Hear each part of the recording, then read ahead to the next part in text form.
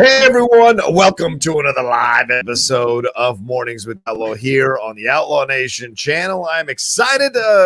Thank you all for being so patient for us not doing it on Tuesday. I kind of had so much going on that I had to take at least one morning to kind of detox and get my head straight and everything else like that. So thank you all so much for being patient for us not being there on Tuesday, but we are here on a Thursday morning. I am the Outlaw, John Rocha, and over there right alongside me is Alex Shashek. How are you, Alex?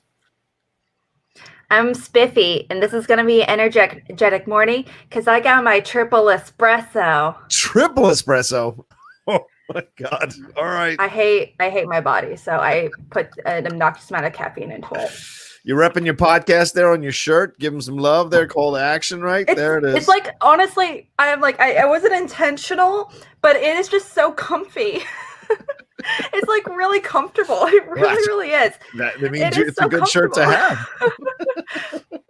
Yes, it's do you have like Finstock Exchange or like Outlaw like t-shirts and stuff? I certainly have Outlaw Nation Outlaw t-shirts. I do not have a Finstock Exchange t-shirt. Yeah, but you gotta rep the brand. Of course, I totally respect it. That's why I like it. I'm giving you some love for that one. I absolutely think it's great. We're gonna get into some stories here, and thank you all for joining us live. Thanks to everybody who's signed up for the Outlaw Nation channel over the last 24 hours as well, and all of you hanging out with us this morning. We're going to touch on some of the DC Fandome trailers that are being teased that we're going to see on Saturday. I will not, unfortunately, be watching this stuff live. I am off to San Diego, Alex. We're taking a look at some places in San Diego. No lie. So we're just kind of exploring what's out there, and then it's closer to her sister's place. So we're just kind of looking. We're just exploring. We're just going out for a weekend, driving around some neighborhoods, seeing if we like it, and then maybe down the road we'll start looking at a place. So certainly just kind of an exploratory thing. But there's so much to talk about coming out of DC Fandome as well. We got some Death on the Nile trailer stuff, but really we got to lead off with the big story that's consuming everybody this morning about Sony and Marvel, and that is the lovely, talented, and damn incredible Olivia Wilde has been tapped to direct a new Sony Marvel film from their Sony Spider-Verse that they've been setting up for over the last few films here.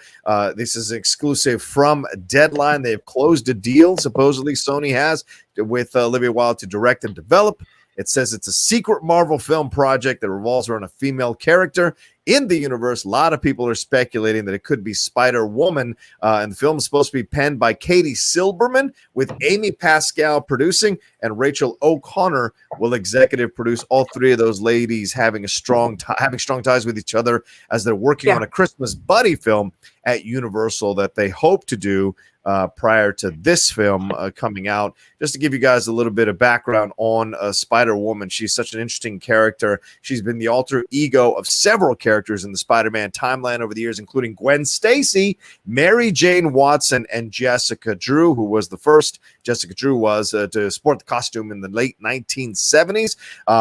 Since it's being revamped by Wilde, this thing could go in a number of directions, and certainly we saw in Spider-Verse, Into the Spider-Verse, Sony has no problem kind of introducing multiple dimensions, different versions of Spider-Man or Spider-People in their universes. So this could be a fascinating situation where we get a Spider-Gwen, Spider-Woman combo, since Gwen Stacy is Spider-Gwen in another timeline. So this is fascinating on so many levels. Alex, you tweeted out, "Oh boy, can't wait to see the fan reaction to this." What's your feeling about it first before we get into what the fans might think? I don't. There was actually someone in the chat that actually put it perfectly. We're hearing all this information, but did you guys know that Olivia Wilde is a tight bod? That's what we really need to take away from this conversation, guys. She has a tight bod. But yeah, okay, so it's whatever. It's so stupid. But okay, so as far as we know, as of now, she has not starred in it. I would love it if she ended up being cast in it, or we haven't really seen her, star herself in a movie.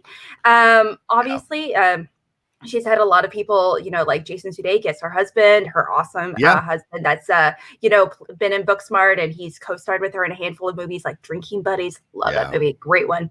But yeah, I think it's a great one. She's also collaborating again with her collaborator writer friend. I can't remember her name, something Stillman, I believe, something along those lines, but she worked with her on Booksmart. So I'm really kind of excited to really kind of see that come together, with Sony for these projects. Yeah, this isn't the first one that they're doing over there as well. If you remember, they're also working on a number of other projects. You've got S.J. Clarkson is directing a Madam Web movie, which we haven't heard much about, and honestly, because of the COVID and everything like that, a lot of these projects are getting pushed around. We'll see how schedules factor into all of this. But this is also another female filmmaker stepping in behind the camera to direct a superhero film. Nia DaCosta was recently, she was recently named as the director for Captain Marvel 2. Then you got Patty Jenkins, Kathy Yan, who did her, did her Birds of Prey, and Chloe Zhao, who's the upcoming The Eternals. So I mean, there's a lot of stuff going on here with these directors into these situations, and I think it's exciting on so many levels to see them stepping behind the camera, to see what they can do with it, what they can create, and if people will like what they create as well. I think Emily Halpern is who we were thinking about there as the writer, right? Or is it Katie Silberman that you were thinking Silverman. Right, That's exactly. what I was thinking of in particular. Yes, exactly. Mentioned that earlier. She will be doing the script, and maybe they are doing it just her and Olivia this time around, like making it happen together. So yeah, so this is fascinating. I think, Alex, it's not about equality. It's more about, hey, these are talented women. This has been a very male-dominated genre for the last 20 years, 30, 40 years, really. And I don't mean mean film. I mean the superhero stuff. So let's have some ladies kind of like put their thoughts into this thing. What a novel concept. I had no idea. That's just blowing my noggin. But also, guys, let's just remember she has a real tight bod.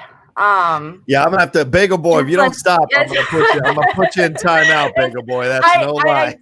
I do agree with you that I definitely agree with you. To me, when it comes to superhero movies, more means more, regardless of who it's about, regardless of the gender, or I don't care if it's the person's gonna be an alien. I don't care, whatever it may be. I just want more superhero movies. And not to mention, one of my favorite movies that that came out that year was Into the Spider-Verse. Is so beautiful, so cool, introduced so many new ideas that I'd not even considered. And I'm not huge into the comic books, so I can't go into full depth about my knowledge about these characters, obviously.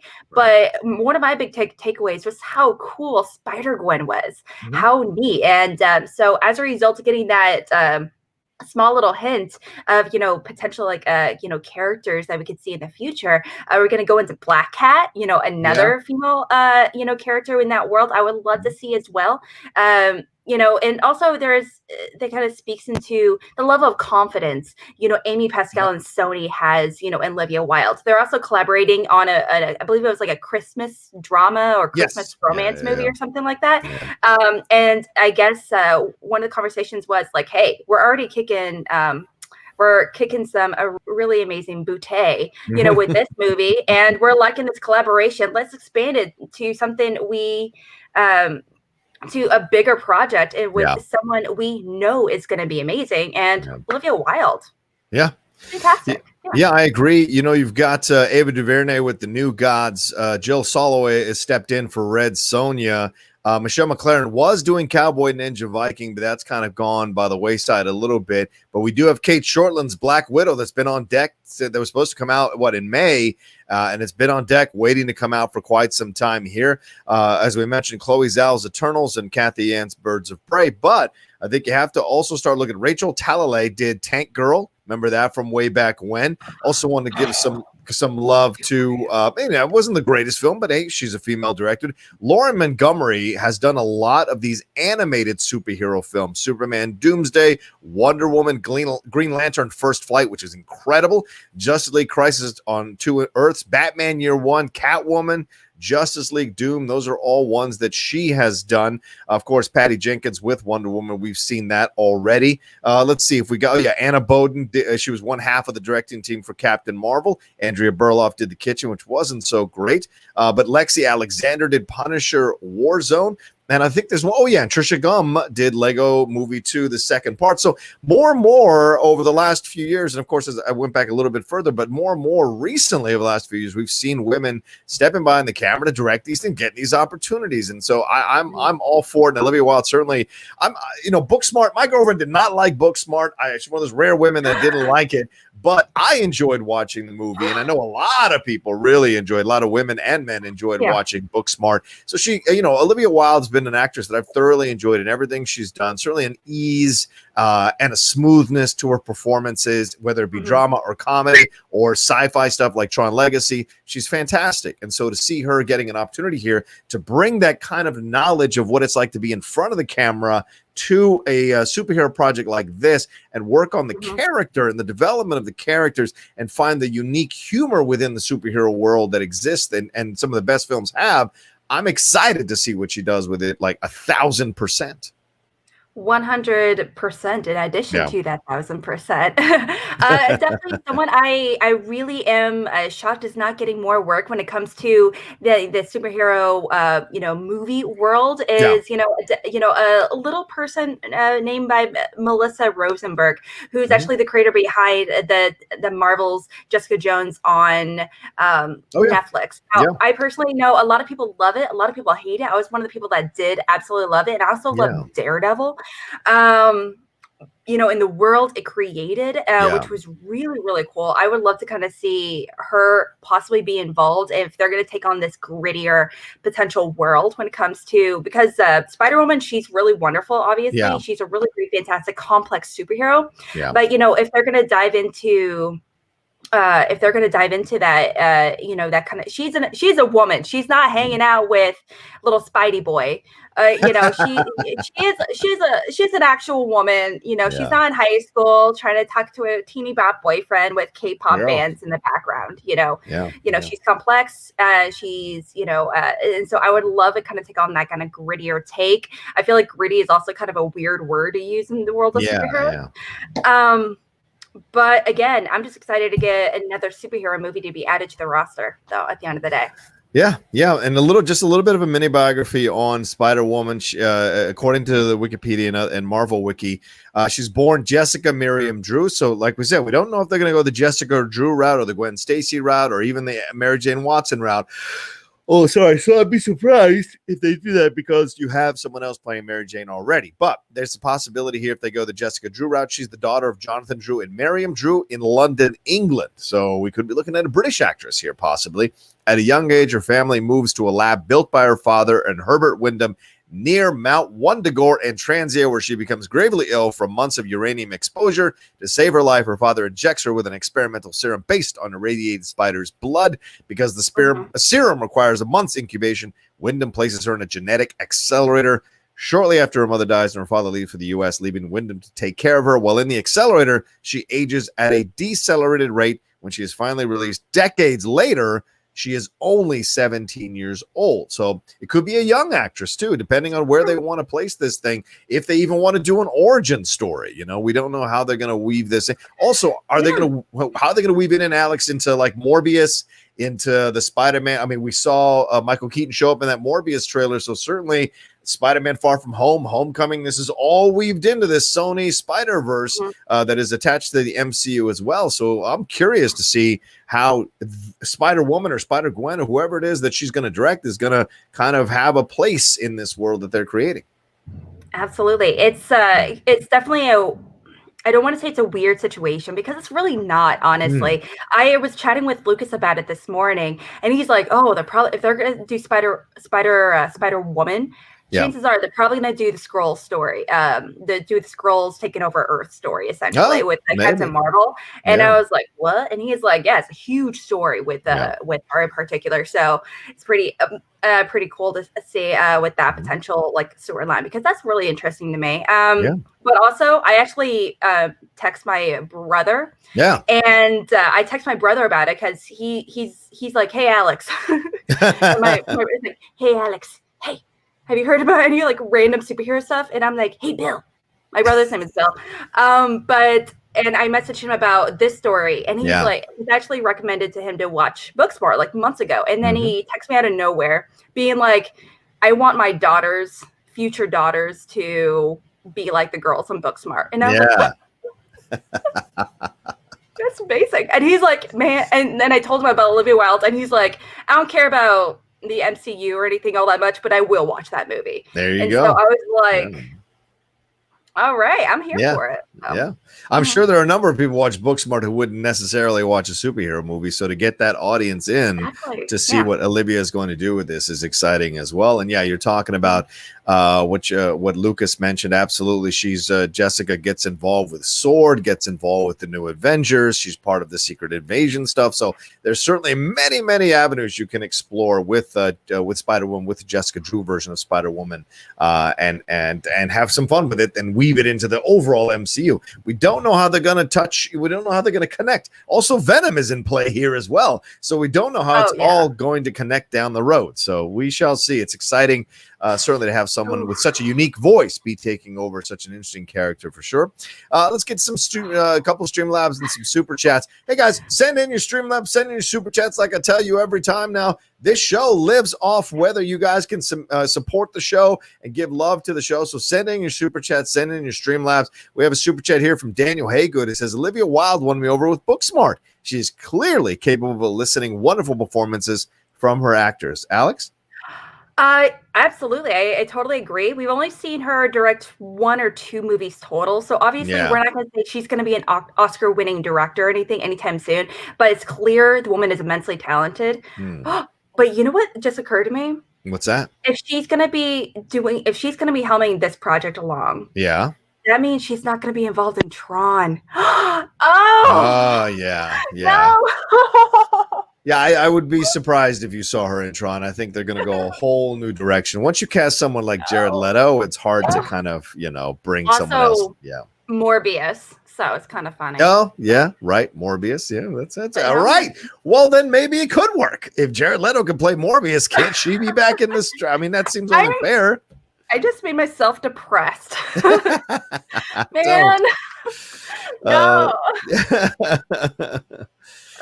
This is funny stuff. Someone mentioned, so anyway, so keep sending them in. We got another Streamlab here. Ben Rayner says, hey guys, happy Thursday. I'm down and excited for this Olivia Wilde movie. I personally would want Spider-Gwen, but Spider-Woman would be awesome too. This is great news. Well, you might get 2 for 1 there, Ben, because Spider-Woman has been Gwen Stacy in the past. So you could have a combo of Spider-Gwen and Spider-Woman kind of come together in this project, considering they want to focus on making everything based on Earth. And I don't think they want to dive into dimensions in the live action situation just yet, because it's easier to do in animated because you're able to suspend your disbelief a little more in animation. But in the actual live action stuff, I think we want to keep it very grounded for now, but eventually down the road, sure. So we could see this Spider-Woman / Spider-Gwen combo here in this version of the Sony Spider-Verse for sure. I would be totally here for it, honestly.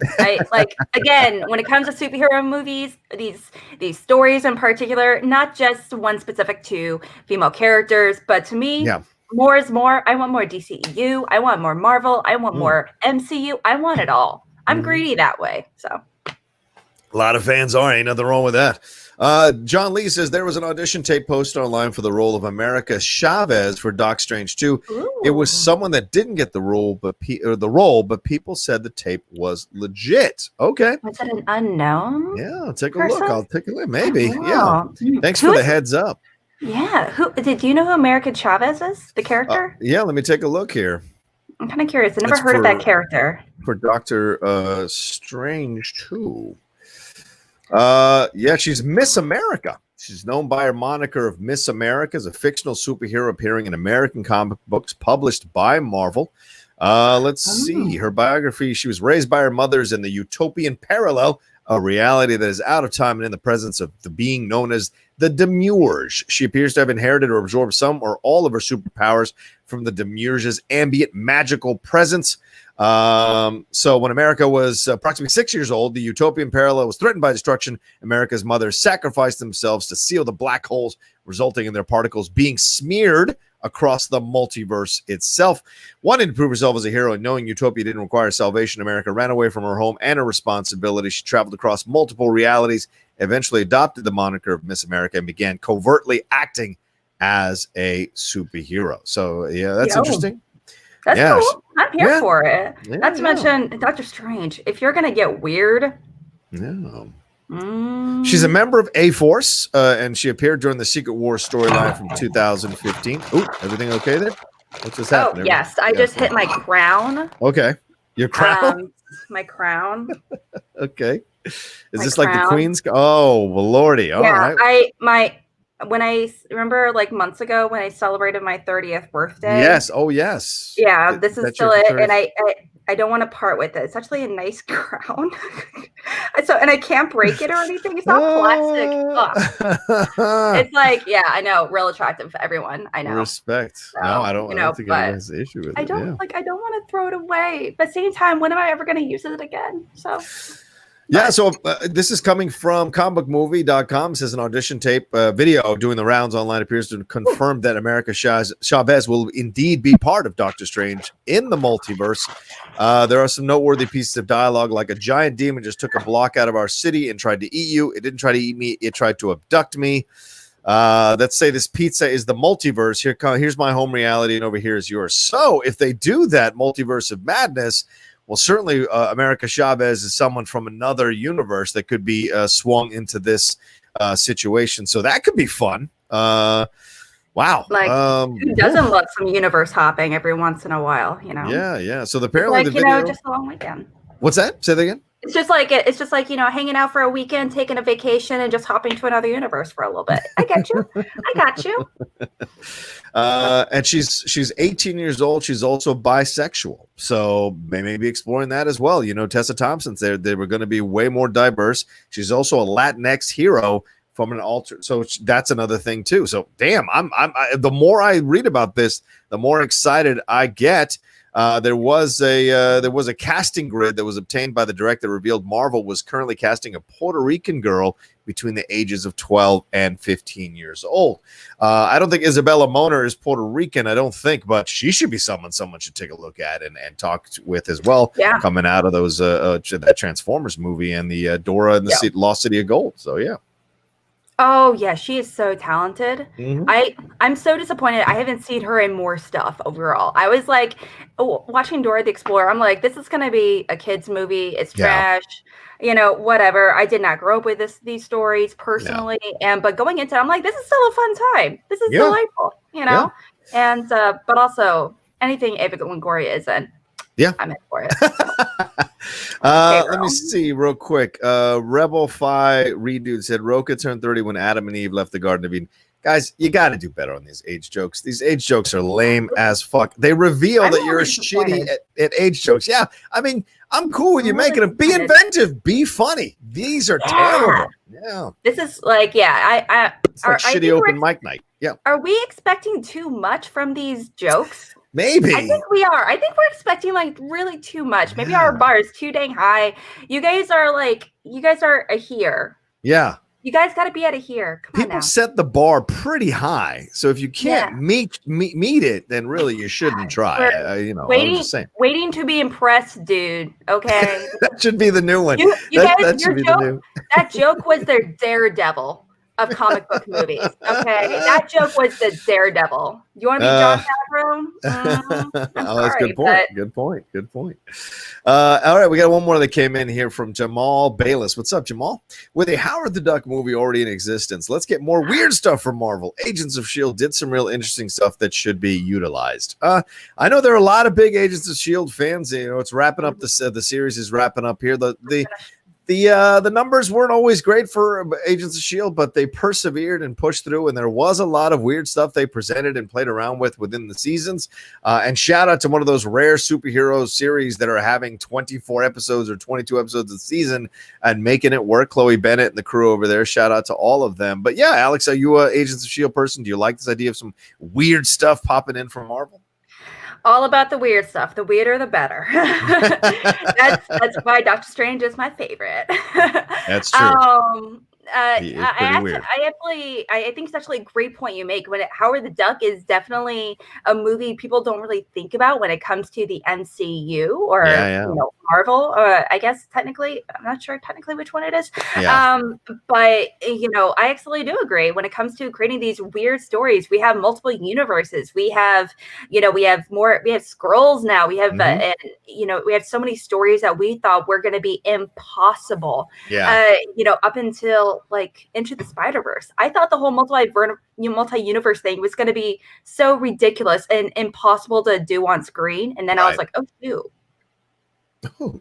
They might have made magic right there. Yeah, that's true. I'm here for it. Yeah. Let's get it. Yeah. So, I'm good with it too. I mean, obviously, certainly Guardians of the Galaxy, certainly, they've really kind of broken the chain on the weird stuff being in the Marvel universe and it working.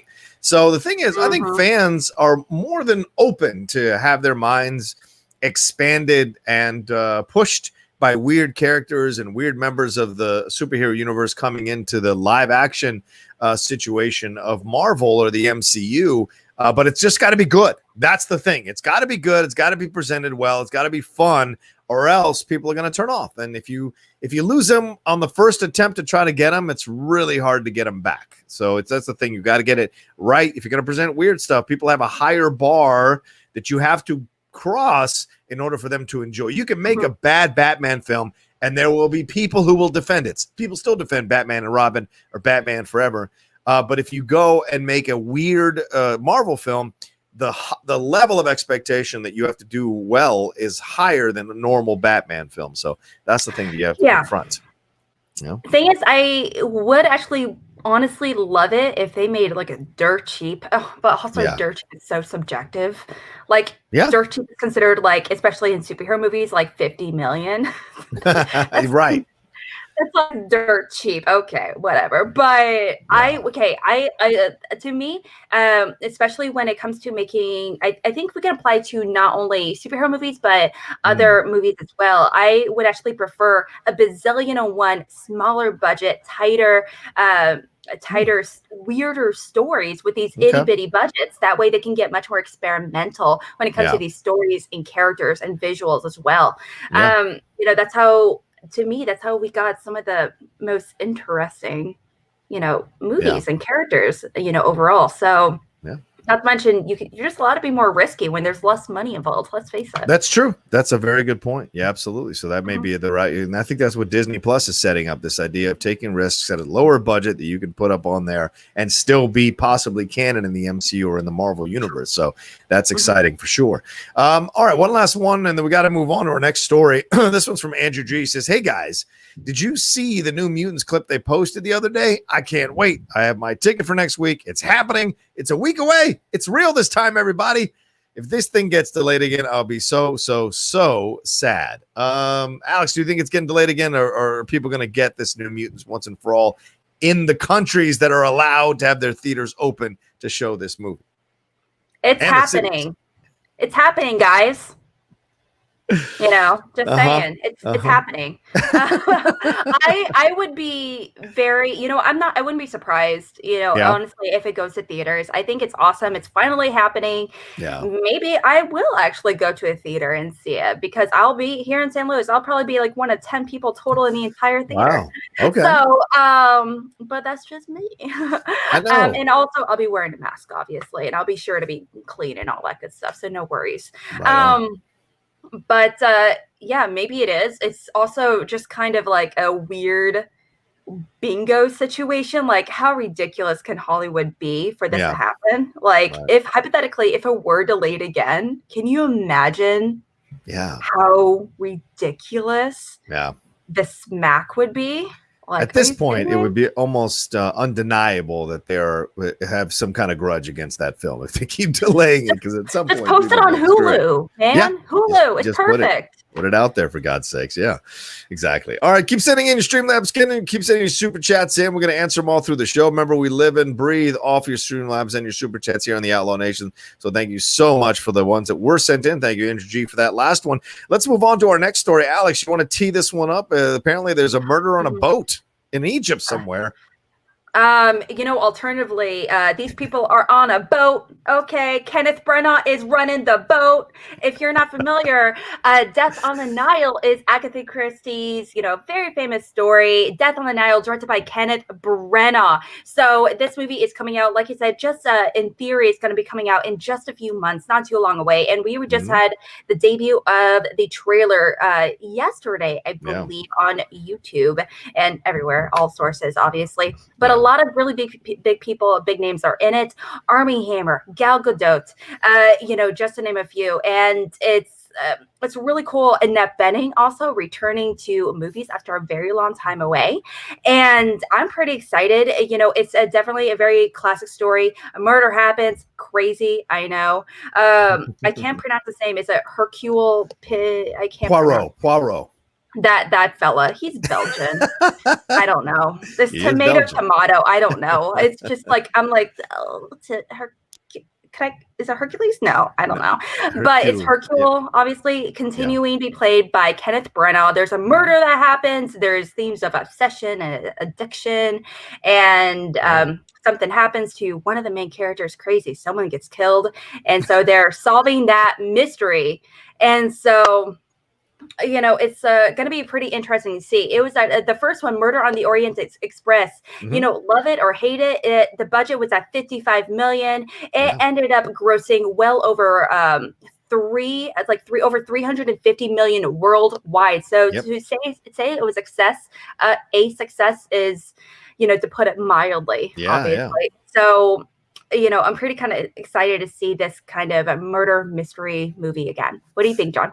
Me too. I saw it 3 times in the theaters. One time, obviously through a screening at the time because I was at Collider, so I got invited to a screening of it, got to see it. I really enjoyed it. Took my friend Shannon to see it, my fellow geek buddy Shannon, and then I went by myself again because I'm a massive Kenneth Branagh fan. I don't always like the films he directs. Certainly, Artemis Fowl is a terrible film that he directed. He does have some misses on his resume, but he has he has way more hits than misses on his resume. And so, like, I like the first Thor.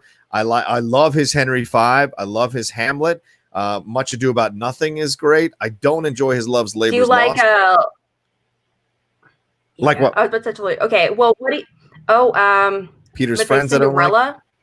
Yeah, Cinderella was fantastic, and apparently a lot of people believe that's still the best live action Disney adaptation they've done of an animated film. Some people will fight you with Jungle Book, but certainly that's that's one you can put in the conversation. So he's done a lot of really good films, and I liked Murder on the Orient Express.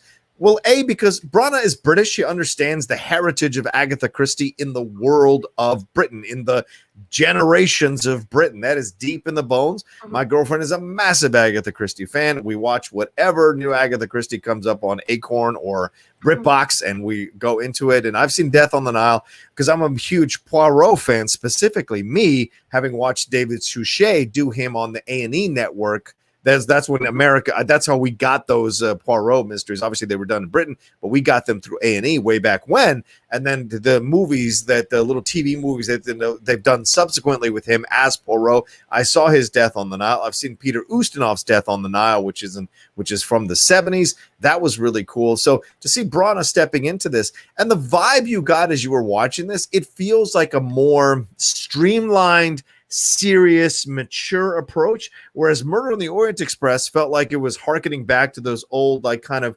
above it all kind of British things. This one feels a little grittier. It is movie starring all over the place, but it still feels like a little more, I don't know, a little more sinister. A little more, the colors were darker. The reds were mixed with the browns. There was a lot of darkness through this trailer that I thought was interesting. And I like the idea you got all these incredible actors being a part of it. As you mentioned, Gal Gadot, Armie Hammer, Annette Bening, who I think we last saw in Captain Marvel, Letitia Wright, of course, from Black Panther, Russell Brand. What? Oh no, I'm like, oh, I just love her. She does not get enough work. She's amazing. True. It's true. We get Dawn French and Jennifer Saunders, which for a lot of people who are British comedy fans, that's the reunion of French and Saunders. Rose Leslie from Game of Thrones, Tom Bateman, Sophie Okonedo, who's fantastic, Emma Mackey and Ali Fazal, all in this film. So to me, I loved the trailer. I enjoyed it very much. I'm excited to see what they do with this and see how it plays out. Plus, with you mentioned Branagh, he shaved the mustache. Let's take a look at this mustache here. Look at it. It's a little tighter. Got some edges on the wing. Got some wings on the edges there. It isn't it isn't enwrapping his entire face like the mustache did for the other film. So I like this. I like this mustache. It shows it's a little more serious. He's taking it a little more seriously, Alex. I like that. You know, it's a serious movie when he clips the mustache out a little bit, just a little bit. That's how intense it's gonna be. And obviously, okay, so I do feel like, honestly, when I watched this trailer, I watched this trailer like 5-6 times back to back. Wow! It is visual. It is. I'm not a huge Agatha Christie person. I've never read any of the books or anything in school or anything. I saw Murder on the Express. The one with like Christopher Plummer and everyone like forever ago. For the first time, I saw it like just a few months ago for the first time, and I was surprised at how much I really enjoyed it. But also it's I was not a fan of the 2017 remake, but that's neither here nor there. There's aspects of it I really enjoyed. I mean, who doesn't love Judi Dench and Penelope Cruz? Right. I mean, they're amazing people. But obviously, Kenneth Branagh has this amazing ability to bring in all these really fun, awesome people that we are dying to see, to come on screen again. Gal Gadot, for some reason, she is not getting that many movies. Armie Hammer, why isn't he getting roles? I don't know. It's like it's just kind of really awkward, really weird to me, if anything. But this trailer, it looks really cool to me. I was initially, for the first 30 seconds, I was a little a little nervous. Yeah, because it almost reminded me of like a really high budget Lifetime movie. Yeah, just because they were like Obsession. Oh my gosh, the love, and there's dancing. It's a period piece. Oh my gosh. It honestly kind of felt like that, but suddenly they talked about like murder and, there's like big fires and stuff on the boat and everything. And suddenly I was like, okay, I see you. So this definitely sounded a lot more fun to me. Not to mention, there's just so many beautiful people. It's just obnoxious how gorgeous these people are. Really. It's like, you're just like, what happened? How come they got this? Like, I'm not jealous. I'm like genuinely happy for them, but I'm just like, dang. I just want to, as an esthetician, I just want to know what your skincare regimen is. Not like, what's on your beauty counter? Like Armie Hammer, like what's your cleanser situation like? Do you exfoliate? Do you get chemicals? He might find that people. He might find that a bit intrusive, but I legitimately understand why you want to find out. But much respect to him. I'm sorry if I look a little distracted. Matt Reeves just dropped the first kind of posters for the Batman, so I'm trying to create a quick little thumbnail to pop up here for people to take a look at. Let me see if I can do that. In the meantime, Alex, let's move on to our next story, and that is essentially a DC Fandome story, isn't it? Like, we've got ourselves some new trailers popping up and news of new trailers popping up at the DC Fandome. Go ahead, please. Yes, absolutely. So DC Fandome, are you guys familiar with DCEU or DC movies? Maybe not. Doesn't matter. Thing is, you actually might be curious to find out. DCFandom.com is officially being launched this weekend, I believe, or actually right after the weekend on Monday, I believe. No, it's on Saturday. It's on Saturday. Oh, it's on Saturday? I stand corrected. Thank you. But, a lot of people are being involved. You see Dwayne "The Rock" Johnson. He's going to be talking a little bit about, Black Adam. Is it going to happen? I'm still up in the air about that, to be honest. Really? There's mentions. That's just me. Suicide Squad is also, there's promo. There's going to be a trailer dropping very soon. There's mentions of a new Wonder Woman trailer. Obviously, and there's going to be apparently they mentioned there's going to be a Suicide Squad video game coming out soon. So I was just like, what? That sounds amazing. That sounds fantastic. So there's a bunch to go along. Now it is launching this weekend. Again, I did have the app once, like the Harlequin show moved to HBO Go. I was like, I don't need this app anymore. But I might be actually. I'm really curious to see how this is going to be looking as well. They're talking about the comics quite a bit, the art style. Yeah. So there's a lot to dive into this weekend with this big endeavor for sure. Yeah. There's a lot to jump. As you said, there's a lot going on, a lot of panels and what have you. And we went in depth on some of the panels on the Geek Buddy show, which dropped earlier today. So you guys, if you want to hear our thoughts on it, on those panels, you can do there. But yeah, absolutely. You've got some great stuff going on. You got some voiceover panels involved in this. You've got the Black Adam, as you mentioned, the Batman. And let's take a look now. I was able to build it. So this just released from Matt Reeves on his Twitter. I combined the two posters, put them next to each other. This is what it looks like. Look at that badassery. DC Fandome there 2020 in the cape.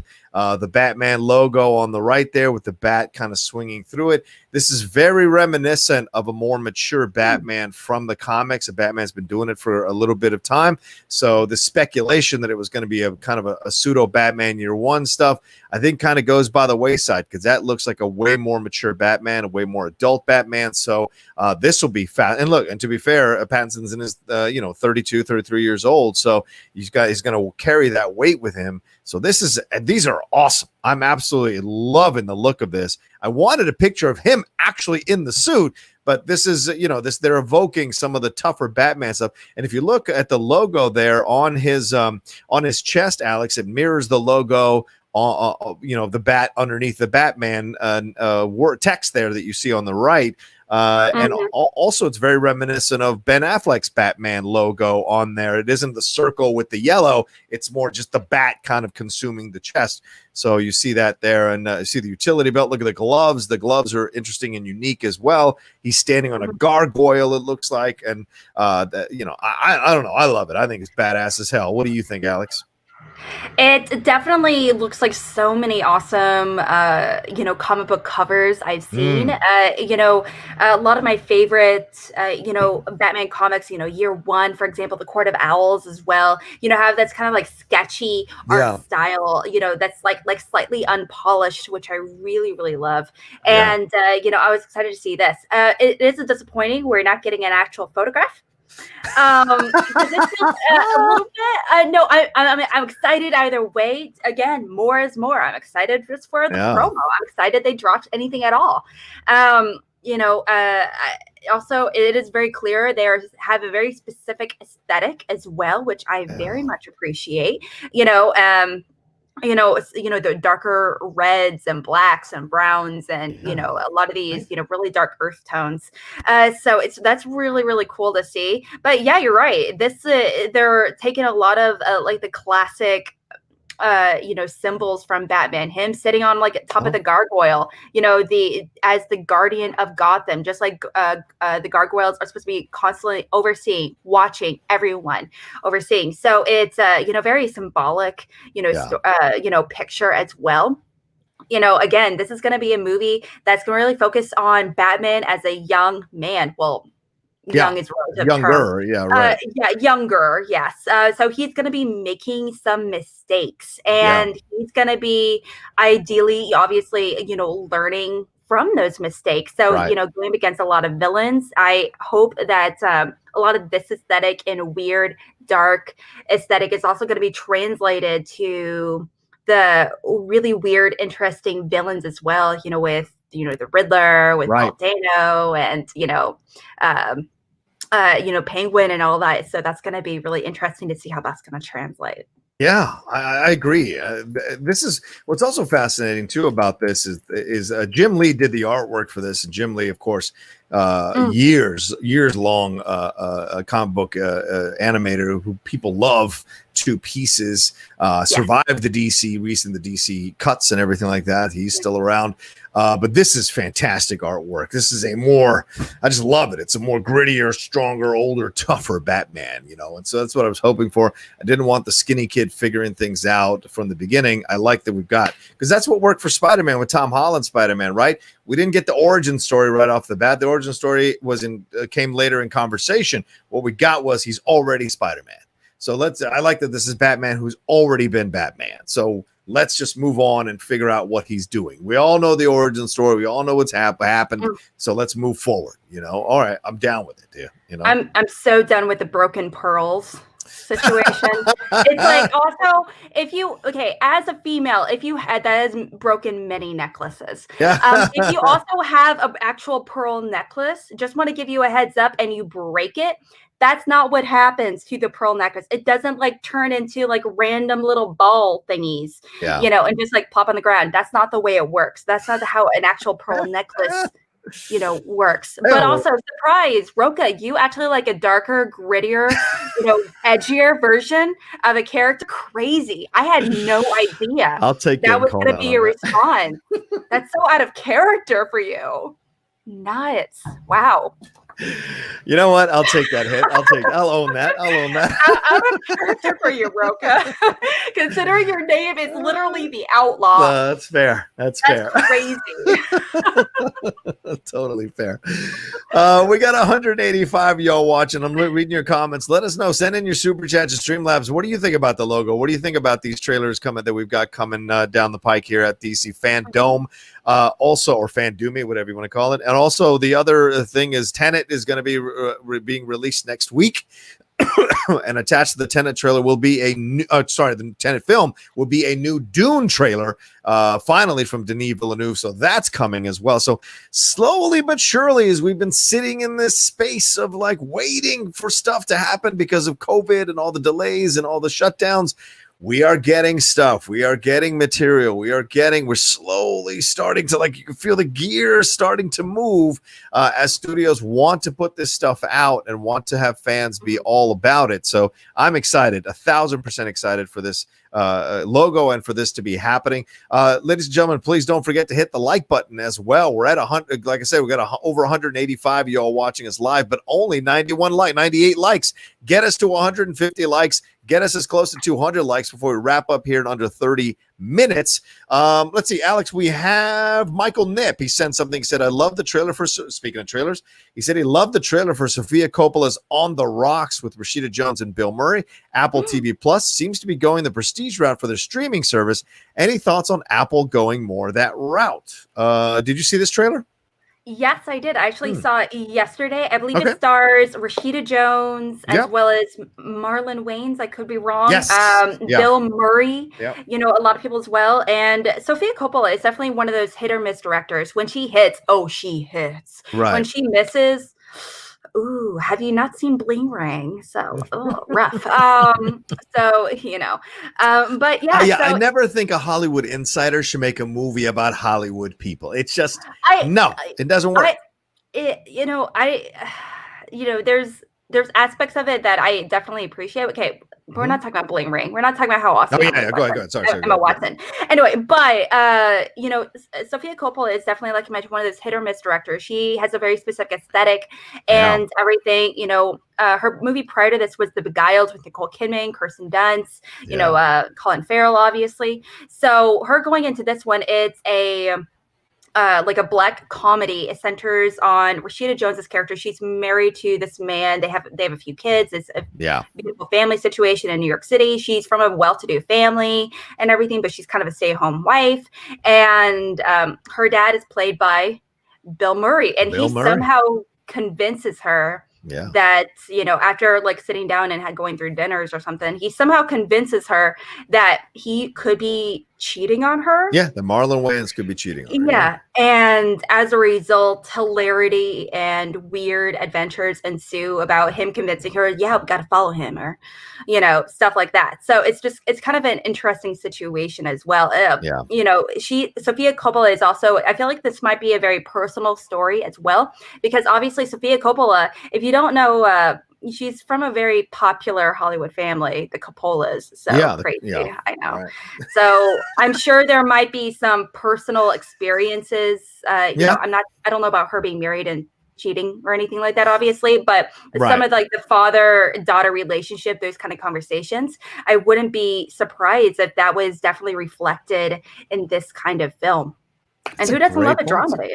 It's a great point, actually. I hadn't thought about that. Yeah, I mean, because apparently Lost in Translation was very much about her relationship with Spike Jonze, that Giovanna Ribisi was essentially Spike Jonze, and Anna Faris was playing Cameron Diaz, a version of Cameron Diaz, and she was obviously the Scarlett Johansson character, just sitting around waiting and wondering what's happening. And so now we've got this other film coming out, and you've got Bill Murray back again, this time as the dad of Rashida Jones, and Marlon Wayans involved in this. So it's possible. Me personally, anything you put Rashida Jones in, I'll watch. I absolutely love her as an actress. I think she's great dramatically. I think she's great in comedy. She's beautiful. She's got just so many positive things in her favor as an actress. She's really empathetic when you watch her work. She's really vulnerable. She's willing to be the butt of the joke and make the joke as well. You know, in Parks and Rec, she was some of my favorite episodes are the episodes that focus on her life. Anne's life, you know, it was just so good. So I'm down for this. And so your question is are they going the prestige route? Yes and no. I think for certain films they are going the prestige route, but I also think with their TV shows, not necessarily. Ted Lasso, which is one of my favorite shows currently right now, that's not necessarily a prestige show, but it's certainly a very funny comedy, a very sweet comedy. So I think they understand that their audience is a little bit older, and so they understand what material to go with them with and get them excited. I think they've done better with their older fare than they have with their attempts to appeal to the younger generation. Was it the Emily Dickinson one? The Dickinson one didn't really do so well, even though Haley Stanfield did great. Yeah, right. Good. That is so good. Go ahead. Good. Oh, that show is wonderful. If you haven't get a chance to see it, it's so funny and so. Again, I don't want to say. I feel like I keep saying the word weird, but I don't associate Emily Dickinson with weird. But Darshana, that movie is delightful. Sorry, the show is a lot of like really cool cameos and everything in that one. Yeah, but modern kind of tone take on that life, I guess. But I honestly kind of feel a little iffy about Apple TV right now. They're accumulating so many awesome projects and directors and collaborations, which I cannot see. I mean, like I cannot wait to see. I correct myself. But also, I personally have not seen any show from them or movie from them that excites me to like this. This one is probably the most exciting to me. Speaking of which, that show C. Yeah, I love Jason Momoa, but that's what I mean. That was their attempt to try to go to the younger generation, younger crowd. Didn't really work, you know. But you can't also forget, that the morning. I think it's called the morning show. Or the morning show. That's for the older crowd. Yeah. That did also well. Did it? I heard it was being canceled. I'm saying it was nominated for awards, is what I'll say. Yeah. I don't know. I remember talking to my parents about it. I talked with some family friends about it that were older, and they were like, I don't know, that looks boring. And I was like, oh, okay. One rude, but okay. So, funny. It's definitely, they're taking on this like more dramatic, artsy tone with their movies. And that's very much hit or miss when it comes to an older audience. So it's also, they're kind of very focused on like awards movies, Oscar baity kind of movies. So in order to kind of get a certain level of stature, I guess. Okay. I respect totally. All right, let me see if we got some Streamlabs, and then we'll jump into our promoting stuff. Dodger Ryan says this weekend is going to be fun. Lots of wrestling and DC Fandome. Yes, fair enough there, Dodger Ryan. Andrew G said, very much looking forward to the Batman. I think this is going to be a very interesting take on the world of Batman and the fact that it's its own thing. Like Nolan's trilogy was, it is totally cool with me. Hope we get some footage this weekend. Oh, we'll definitely get footage this weekend. There's no, even if it's 10 seconds or 30 seconds, there'll definitely be footage. 30 seconds ever. Oh, and I'm sure he'll be in those shots.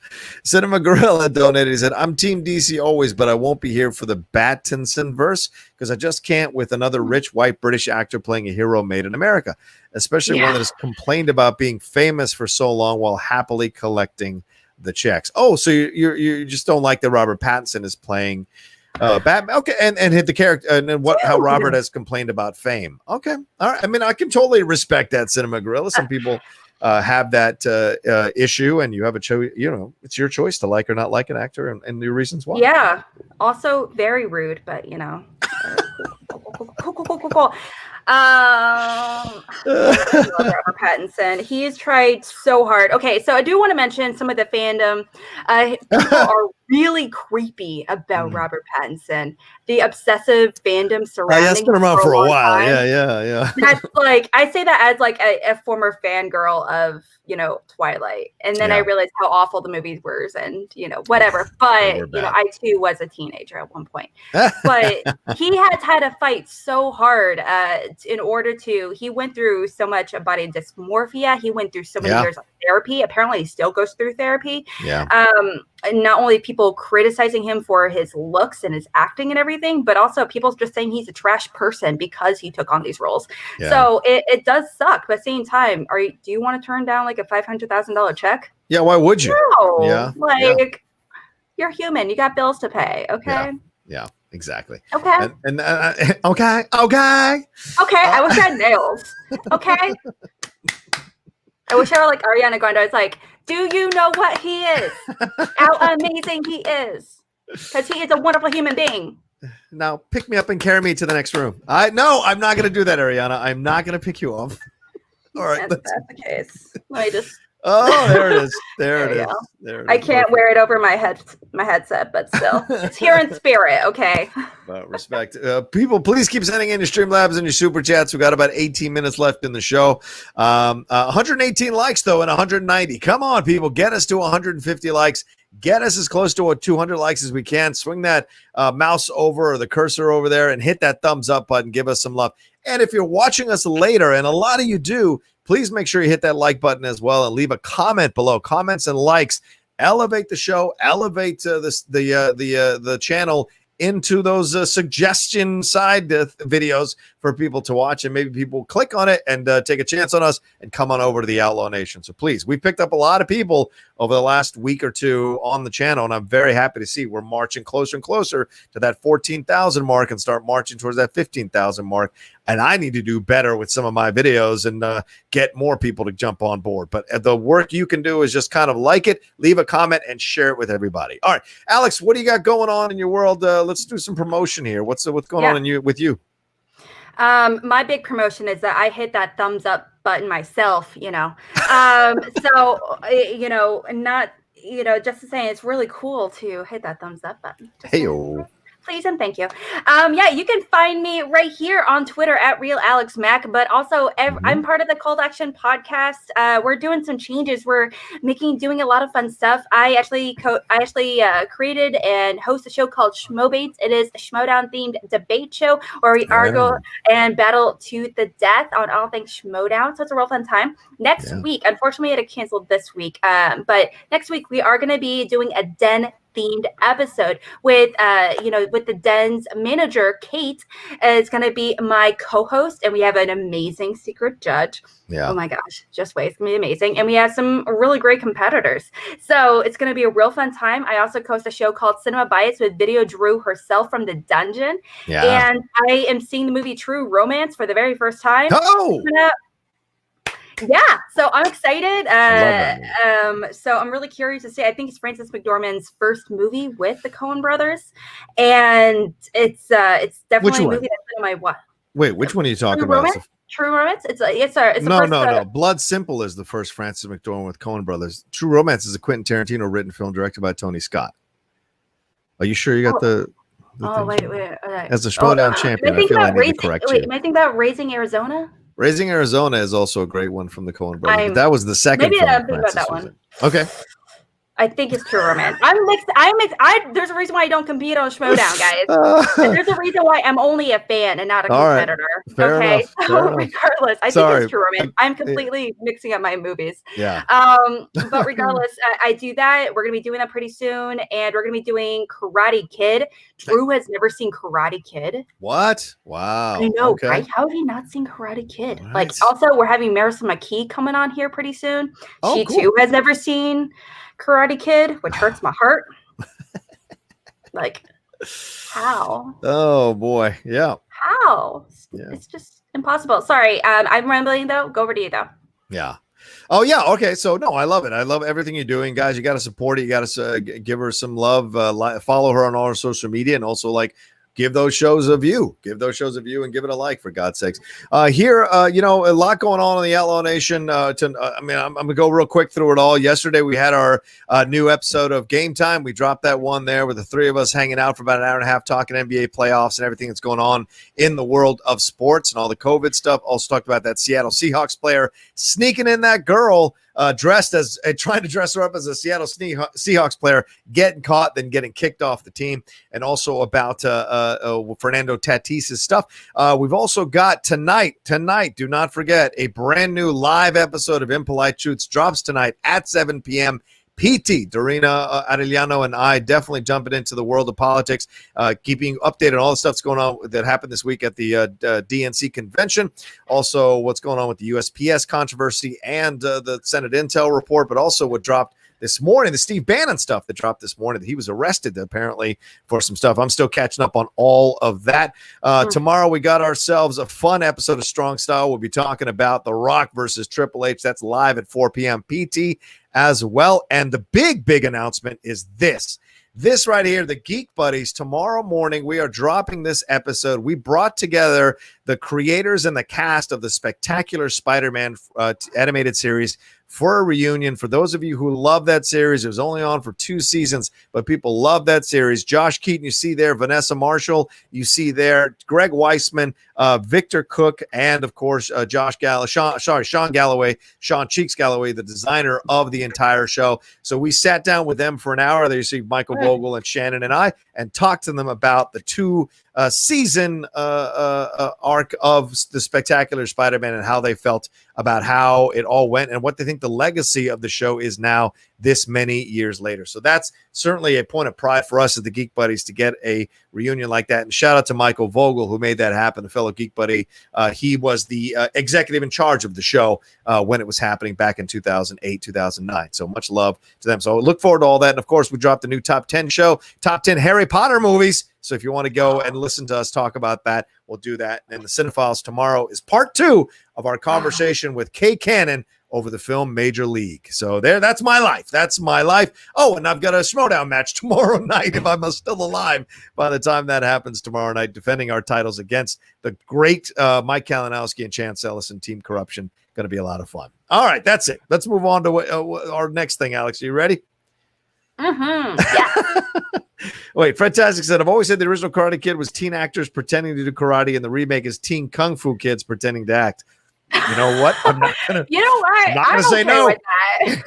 And also, this is not the first time. Every time a movie or TV show focuses on kids in high school, they're always like 30 years old. Okay, yeah, true, true. That's the big joke. Every Disney kid is like legitimately like 30 years old. Just like going back to the kid from Schmodown, the dude is like 31. Yeah. Okay, yeah. And he's still a baby face. He's yeah. Exactly. You know, it's a fair point. If you're gonna get money for playing those roles, don't turn down that money, okay? Okay. I like it, Fred. I like it. Don't turn that down. That's true. Don't turn it down. Let me see what we got next. Let's jump into some. What do we talk about? Oh, Pinocchio. We should talk about Pinocchio, man. Pinocchio. This is happening. Guillermo del Toro. Some news broke about the people who are going to be involved in this Pinocchio movie. Pretty exciting. I'm reading off of Jeff Snyder's article he wrote over there for Collider. That's my boy Jeff Snyder. He said that Cate Blanchett, Tilda Swinton, and Christoph Waltz have signed on to voice key characters in Guillermo del Toro's Pinocchio movie at Netflix, which will star newcomer Gregory Mann as the title character. Let's see. You've got Ewan McGregor as the voice of Jiminy Cricket, David Bradley as the voice of Geppetto, and David Bradley, of course, is Argus Filch from the Harry Potter movies, and Walder Frey on Game of Thrones. Finn Wolfhard, John Turturro, Ron Perlman, and Tim Blake Nelson and Bern Gorman are all part of this cast as well. Del Toro is co-directing with Mark Gustafson, who worked on a fantastic Mr. Fox, and it follows the extraordinary journey of a wooden boy who is magically brought to life by a father's wish. It's going to be set during the rise of fascism in Mussolini's Italy. Netflix's musical is a story of love and disobedience as Pinocchio struggles to live up to his father's expectations. Hey, Alex, who doesn't struggle to live up to their father's expectations? So this is interesting. Do you like all these? I'm perfect. Oh, you are? You know, wow. That's I am why perfect. you wear the crown. That's why you wear the crown. It's true. It is. I just popped out of my mom's vagine, and she was like, "What a perfect glowing child." And so, that's what happened. It's it's just what happened. It's crazy. Jesus Christ himself, he was like, "What a perfect person. Let's go build her a church," So going on to, if we're going to talk about, religious symbolism, if we're going to talk about politics, Pinocchio is a perfect example. But Guillermo del Toro is also one of those directors that in all of his movies, there's a lot of political symbolism. There's a lot of political subtext. If we're going to talk about Pan's Labyrinth, if we're going to talk about The Devil's Backbone, or that woman, the one where she romances a fish person. Yes, lady in the lady. Whatever it is. Yeah, the water. That one. No, whatever. Shape of water. Shape of water. Yeah. Yes, that one. Is that coming up tomorrow? But there's a lot of political themes, so much more aggressive than other, that's going on behind the scenes, in addition to a lot of these fantasy elements. So I'm really excited about this being, involved with it. A lot of these people attached, Christoph Waltz, Tilda Swinton. Tilda Swinton is also one of those people that, to me, can absolutely do no wrong. She can get it. I'm excited. Yeah. Jen. As the kids say. I'm sorry, guys. It's a triple shot. Okay, that's what happened. Boom. So there, a lot of these people, it just makes me more confident in this movie. The only hesitation is I feel like I read somewhere that there was going to be like a budget for this movie of like 150 million or something crazy. Wow. And if that is true, that makes me super nervous. Yeah, I would understand that. Give it a tight, again, like maybe give it maybe 75. Yeah. A tight 75 million. That's still a crazy amount of money. But let's not blow it up, okay? Let's not blow it up. Fair. Cinema Gorilla sent in a Streamlabs series. Says, P.S. DC fans, Titan Season 2 deserves respect for being the Nightwing movie we deserve. Brenton Thwaites is a good example of a white British actor I support who has paid his dues and does his press tours gladly. I want a Tom Welling of our generation. All right, there you go. All right, I respect it. It's a stop-motion Pinocchio, basically. Stop-motion Pinocchio. There it is. Yeah, that's like what it's claymation. Pitched as. No, like stop more like no more. Well, is it? No, I don't think claymation. But it's more like Corpse Bride, that kind of. That is claymation, though. Is that claymation? That's technically claymation, yeah. Are you claymation. Sure? Okay. At least when I think of, like, was it not? Tim Burton claymation? I mean, like, clay. It's puppetry. It's a stop motion.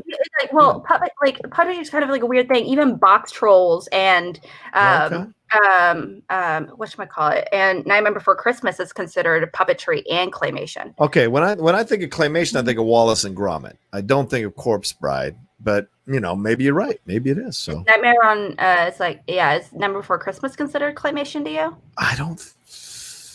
They literally made it with clay characters. Yeah, I think you're right. I think that is claymation. Yeah. So well, we'll see.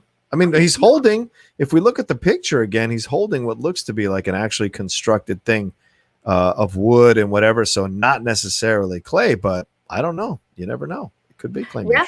Maybe we're making it up as well. It's, there's, it could be animated hypothetically. It could be claymation. It could be, it's not going to be actually like actors. Yeah, well, they're all like, that'd be interesting, though. There's a fight going on in the chat here. Claymation is stop motion. If it's made of clay, it's clay motion. You're right, Rocha. It's stop motion animation. They're two different things. All right, I love it. I love the fight going on in the chat. Wait, are they not? Are they not like? Yeah, Kubo two different things. Strings? Is Kubo and the Two Strings not claymation? That's animation, isn't it? Not animation. Well, no, but claymation, claymation is it's like a subcategory of animation, though. I thought. Kubo and the Two Strings merged stop motion animation and 3D printing. Oh, so that's All right, they're not saying here, according to the Hollywood Reporter, they don't say claymation; they say stop motion animation. So interesting. Rocha, can I ask you a really tough question? And I actually really curious to see what the chat Is it a thinks. 5-pointer? Is it a 5-pointer? No, right, no, it's not. It's like a hypothetical question. Okay. So if we're kind of arguing about, if we're kind of discussing, definition of claymation, stop motion, animation, tomato, it's all up in the air. Are the Transformers superheroes? The Autobots are. Not the Decepticons. Well, obviously, they're villains. By the way, I knew that answer. By the way, I knew that answer in the match last week. That was absolutely John Cena saying that in Bumblebee. But anyway, but also considering that that's like one of your favorite franchises ever, like obviously. But I didn't know who directed the Hunger Games, so I would have been out in the speed run or in the sudden death. Anyway, what's his name? The first. Which one? Oh, the first one or the sequels? The sequels. Francis Lawrence. Mm-hmm. Yes. I didn't know. I don't watch those movies. So, John Ashford says, "Morning from Michigan, Outlaw. With Fandome this weekend, what news you think Marvel will counter with?" Oh, good question. Well, I think they just did with Olivia Wilde. Kind of dropping that hammer there to kind of take attention away from DC Fandome. And they did it early enough in the week that it was just enough to kind of take the attention away as the attention was starting to round the corner to DC Fandome. So it was a smart move by them. Maybe they'll drop something else. We shall see.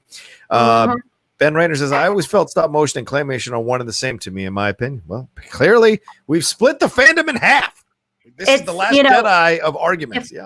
You know what? If this fandom is gonna fight, I'm so grateful it's fighting about this. Right. Let's be honest. I'm so excited we're fighting over this. This is just warms my wholesome little perfect heart. It's just like so up in the air. It's all hypothetical. Yeah, I agree. I'm just having a Napoleon Dynamite moment. You can do his dance. You're going to do his dance. We mentioned real quickly, we saw the logo earlier of the Batman. Also real quick, they are resuming production on the Batman in September. So they are starting to shoot that. That's our last story. We got to roll out of here in a few minutes. So I just wanted to just touch base with it because it is in the thumbnail.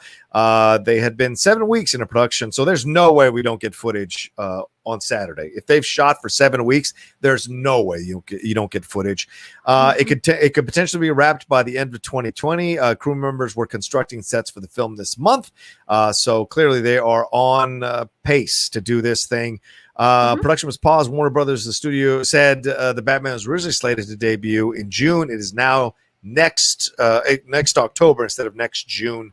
And of course, Matrix 4 has already resumed production. So, and a number of films have already resumed production. So that's good. Batman's coming back. They're going to start shooting soon. So there you go.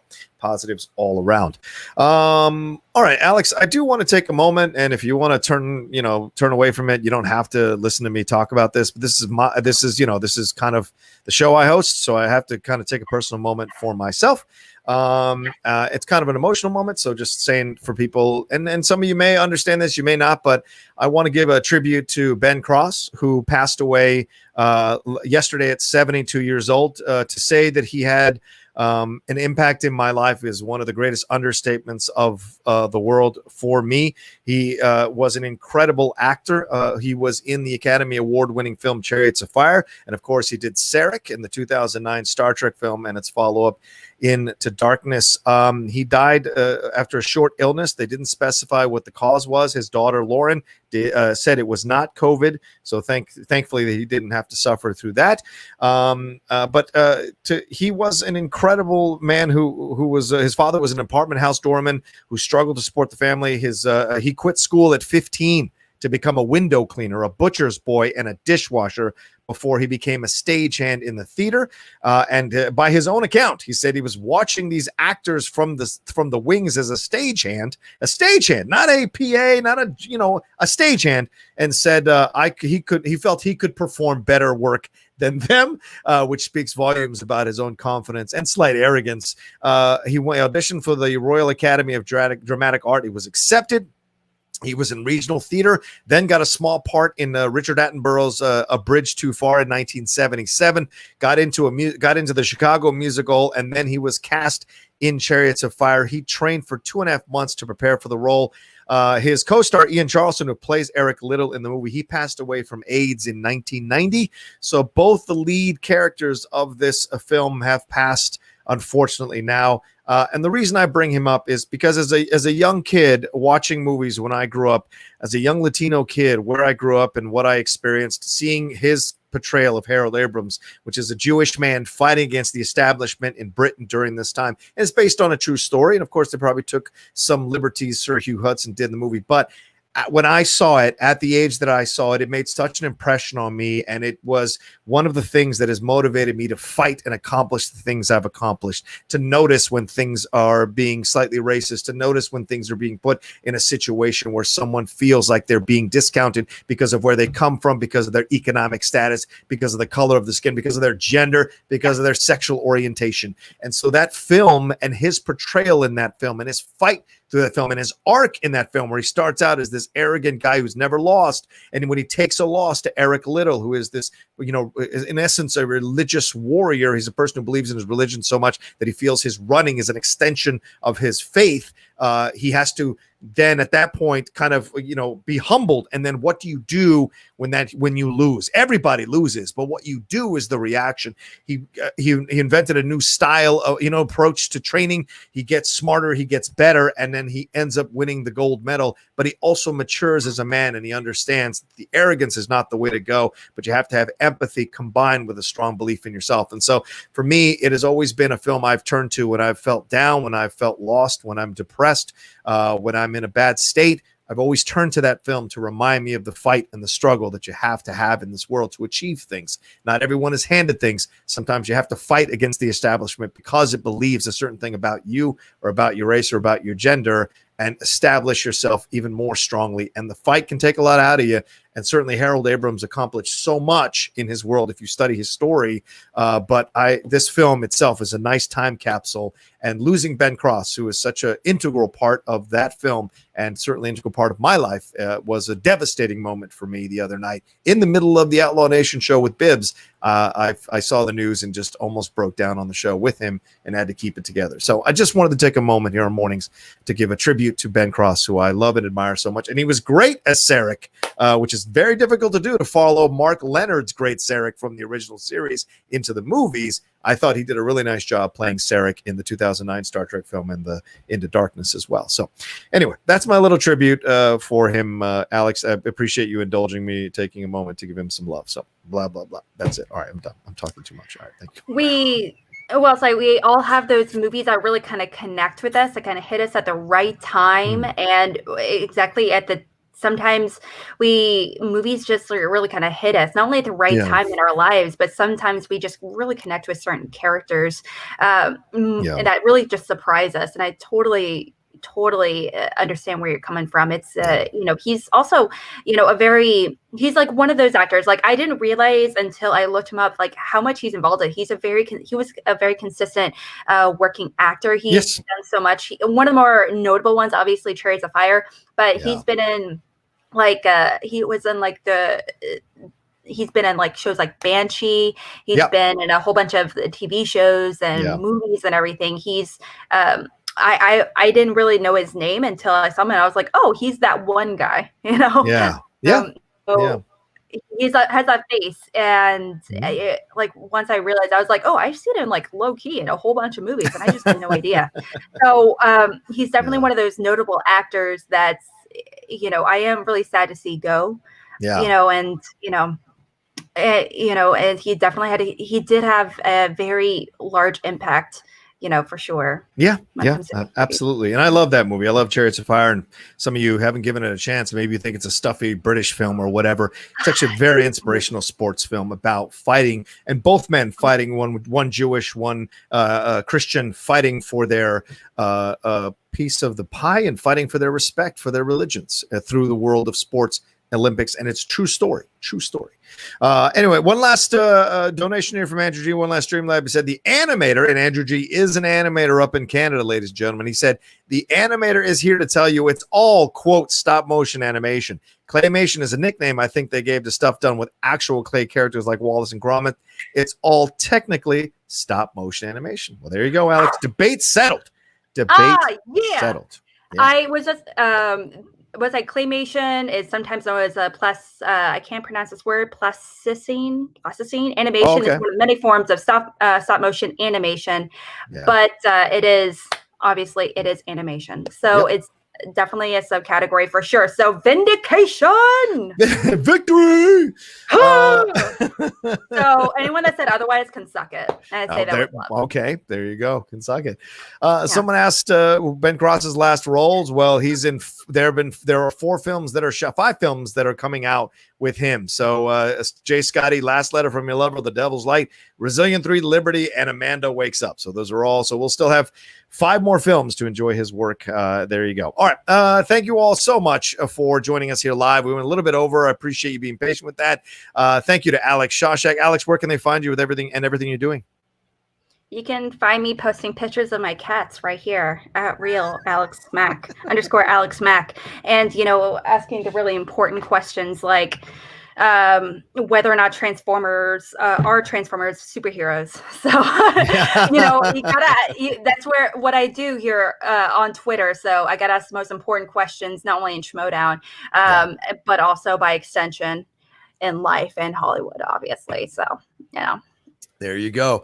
And you can follow me at The Rocha Says on Twitter and on Instagram. Don't forget to put hit that thumbs up button. Don't forget to share this on your social media as well. When you share it, you tell your friends and family that this is a cool thing, and maybe they'll take a chance on it and come aboard and join the nation as well. And don't forget to subscribe down below. We're marching towards that 14,000 and that 15,000 mark. So help us get there one by one, step by step, piece by piece. Give it some love there as well. And we'll be back on Tuesday with a brand new episode of Mornings with the Outlaw. Until then, take care of yourselves. Be well. Have yourselves a good and safe weekend, and we'll see you back here again, 8:30 a.m. PT on Tuesday morning. Have a great weekend. Take care.